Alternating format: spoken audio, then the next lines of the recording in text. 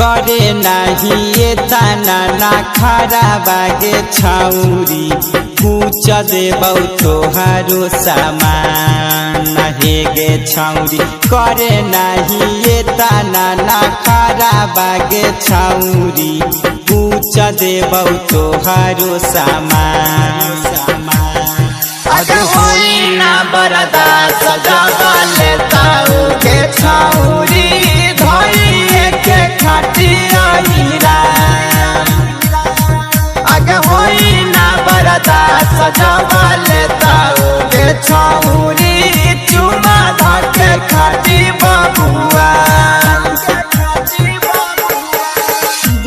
जीतू हाजीपुर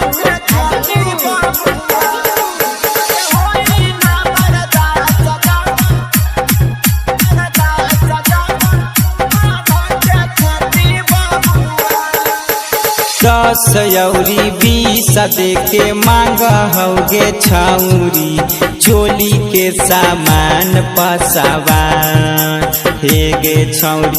10 यौरी 20 देके मांग हौगे छाउरी साउजिया बनिया पसावान। आज होई ना बरदा सजावा लेताऊ के छाउरी धोई के खाटिया हीरा। आज होई ना बरदा सजावा लेताऊ के छाउरी चुमा धके खाटी बबुआ।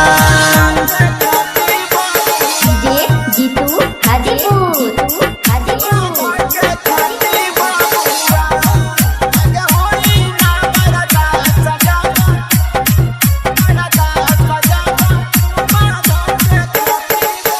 मारहौ नजरिया सुन लेगे छाउरी पंडित जी के संगे भूमिहार।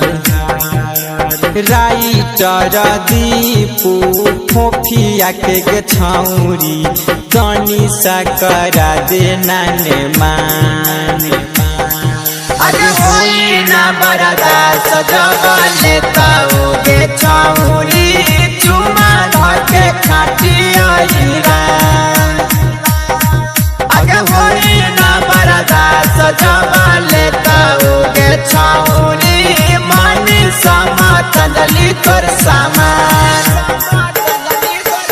करे नाही ये ताना ना खरा बागे छाउरी पूछ देबौ तोहारो सामान। सुने नागे करे नाही ये ताना ना खरा बागे छाउरी पूछ देबौ तोहारो सामान। आज होई ना बरदा सजावा लेताऊ के छाउरी धोई के खाटिया हीरा।